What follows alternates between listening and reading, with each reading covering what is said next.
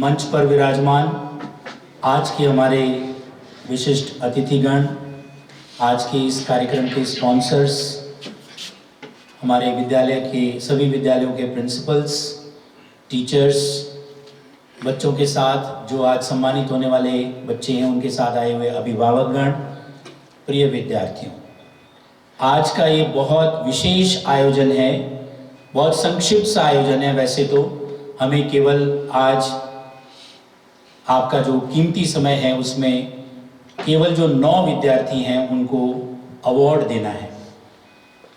बसंत पंचमी का एक बहुत ही अच्छा पावन दिन है आज, और लॉकडाउन की वजह से ये कार्यक्रम हम काफ़ी विलंब से कर पा रहे हैं, क्योंकि रिजल्ट्स तो ये इस बार कुछ लेट ज़रूर आए थे, लेकिन आ गए थे जुलाई अगस्त के आसपास।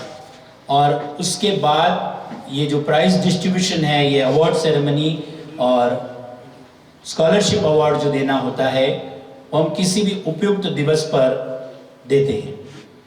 आज ये बसंत पंचमी का बहुत ही अच्छा सुखद संयोग है, लेकिन इसमें आज इस अवार्ड के साथ साथ मैं हमारे अतिथियों का ध्यान आकर्षित करते हुए ये निवेदन करना चाहूँगा कि आज हमने हमारे गत वर्ष के जो टॉपर्स हैं उनको तो बुलाया ही है, लेकिन जो इस साल टॉपर होने की संभावना रखते हैं उनको भी बुलाया है।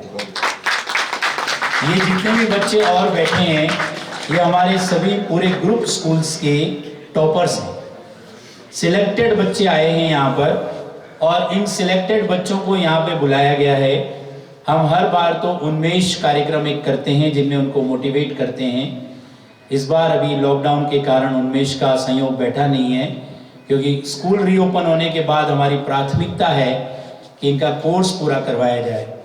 और हमने बताऊं मैं कि ऑनलाइन पढ़ाई करवाई थी, लेकिन जब से ऑफलाइन की हमें परमिशन मिली हमने 0 से वापस पढ़ाया है, दोबारा से सब कुछ पढ़ाया है, क्योंकि हमें ये महसूस हुआ कि बहुत सारे बच्चे ऑनलाइन आ नहीं पाए थे, और जो आए थे वो भी उतना सीरियसली नहीं पढ़ पाए थे जितना फिजिकल क्लास में पढ़ पाते हैं।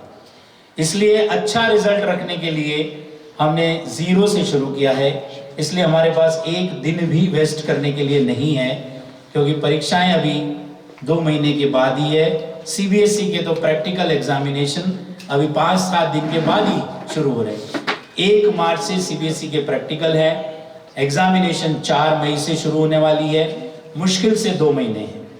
लेकिन ऐसे इस 2 महीने के समय का सदुपयोग करते हुए मैं आज आपके बीच आया हूं एक योजक कड़ी के रूप में, और वो कड़ी है कि जिन बच्चों को अवार्ड मिल रहा है उनको आपके सामने यहाँ पर प्रस्तुत करके एक हम उदाहरण प्रस्तुत करना चाहते हैं आपके सामने, एक प्रेरणा देना चाहते हैं, आपको एक इंस्पिरेशन देना चाहते हैं, जिससे आपको भी ये पता चले कि किस तरह से टॉप करने वालों का सार्वजनिक सम्मान होता है, अभिनंदन होता है, उनका किस तरह से एक रिकॉर्ड बनता है, वीडियो बनता है, इस तरह के फोटोग्राफ्स बनते हैं, इस तरह के प्रेजेंटेशंस बनते हैं, और ये लाइफ टाइम के लिए हमेशा हमेशा के लिए ये दर्ज हो जाता है स्कूल के रिकॉर्ड में, बोर्ड के रिकॉर्ड में, सरकार के रिकॉर्ड में।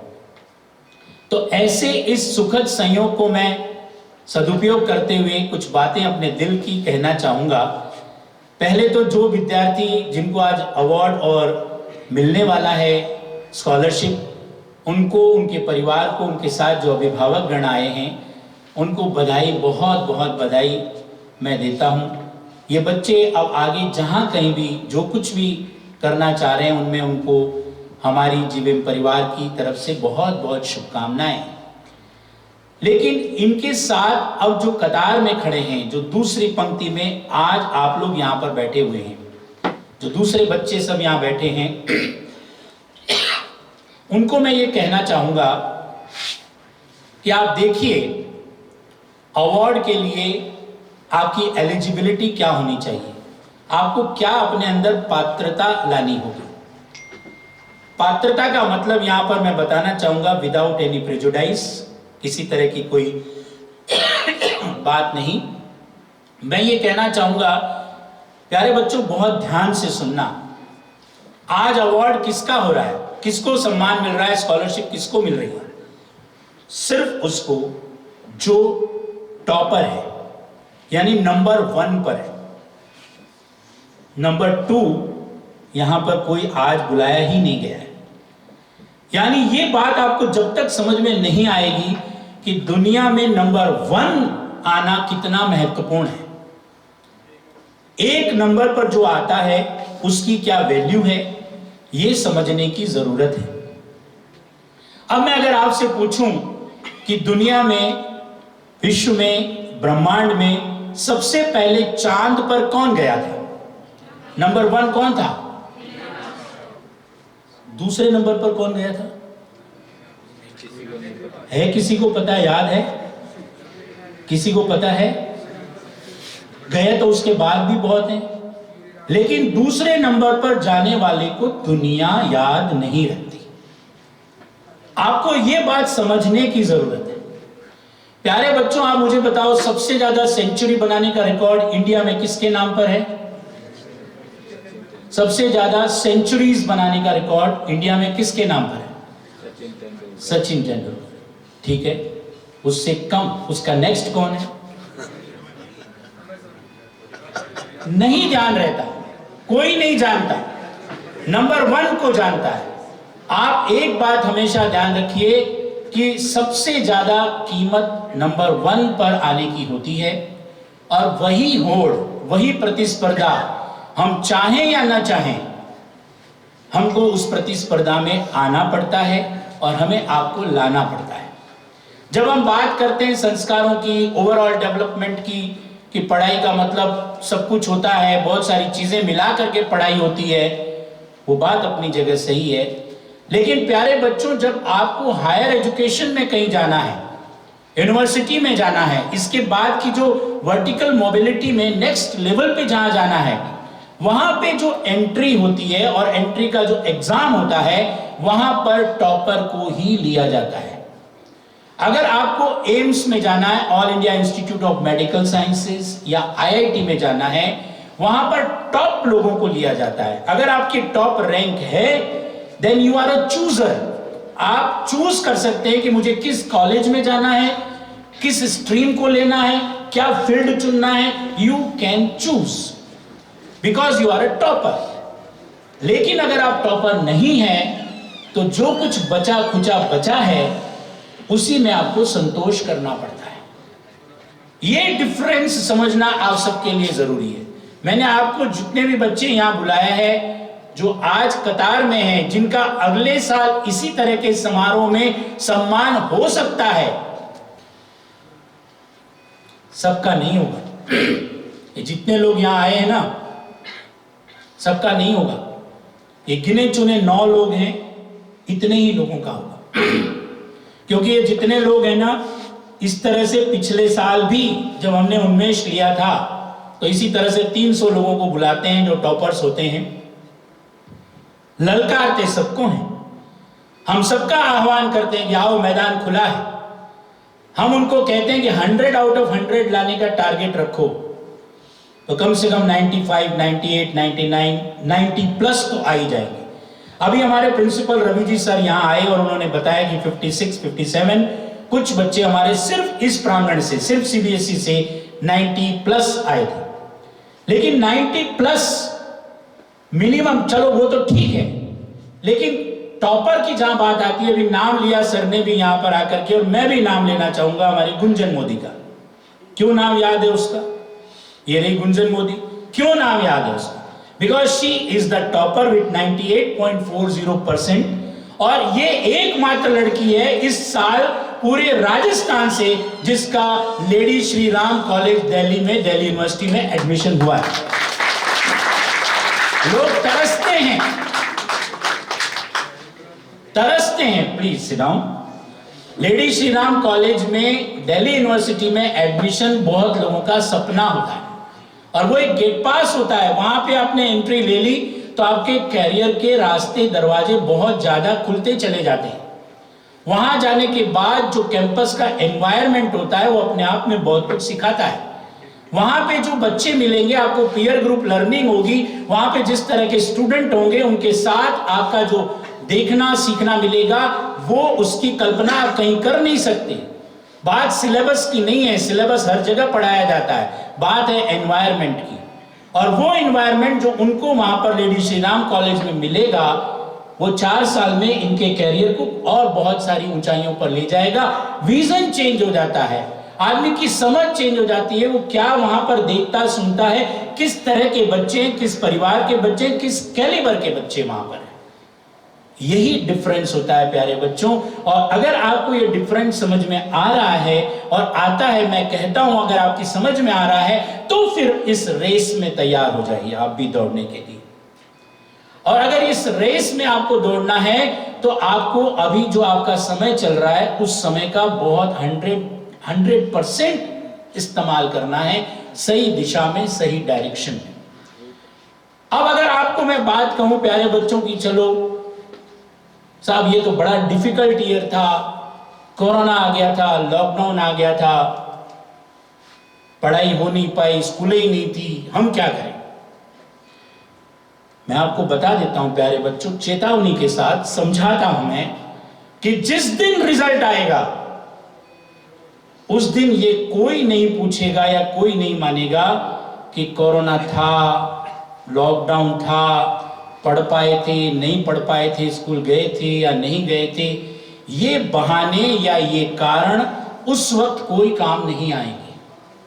जिस दिन रिजल्ट आएगा उस दिन रिजल्ट ही देखा जाएगा। और आप अगर टॉपर हैं तो आपको अमुक कॉलेज में जहां पर आपको एंट्री लेनी है वहां पर आपको एंट्री मिल जाएगी। वहां पर ये एक कॉलम नहीं होता है कि आपकी मार्कशीट के साथ ये भी आपको लिख के डिस्क्रिप्शन देना होता है कि मेरे परसेंटेज कम इस वजह से आए, इसलिए प्लीज मुझे कंसीडर कर लो। ऐसा कोई कॉलम वहां पर होता नहीं है। तो वहां पर सिर्फ और सिर्फ आपका मार्कशीट पे परसेंटेज और न्यूमेरिकल्स देखे जाते हैं, वहां पर आपका नंबर क्या है, फिगर क्या है, वही देखा जाता है। तो कोई बहाना आपके काम नहीं आने वाला है। लॉकडाउन था तो सिर्फ आपके लिए नहीं था, पूरे हिंदुस्तान के लिए, पूरी दुनिया के लिए। एग्जाम, जो एग्जाम आप दे रहे हो वही सब देंगे। पढ़ाई अगर आपकी नहीं हुई और किसी की भी नहीं हुई, स्कूल लगा नहीं लगा, ऑनलाइन पढ़ा नहीं पढ़ा, ये सबके लिए बराबर है। जिस वक्त रिजल्ट आएगा और जिस वक्त आपको कहीं एंट्रेंस एग्जाम या यूनिवर्सिटी में नेक्स्ट लेवल पे जाना है, एंट्री करनी है, वहां पर ये कोई कारण सुनने वाला, मानने वाला नहीं होगा। तो जो गया उसको भूल जाओ। 60% या 70% जो भी आपका सिलेबस है, उस सिलेबस को आपकी भगवत गीता मान करके पूरी तरह से उसको आप पी जाओ, अपने अंदर समा लो। और समाने के बाद जब आपका एग्जाम होगा तो अपना बेस्ट देना है आपको। मैं आज ही आपको बता देता हूं कि अगली बार फिर, आज तो मैंने इतने लोगों को बुलाया है, यहां पर आप आए हैं, बता तो मैं सबको बराबर रहा हूं, मेरी बात सुन सब बराबर रहे हैं, लेकिन उस पर अमल कितने करते हैं, और जो ईमानदारी से उस पर अमल करेगा वही अगले साल इन 9 विद्यार्थियों की श्रेणी में अवार्ड लेने के लायक हो पाएगा।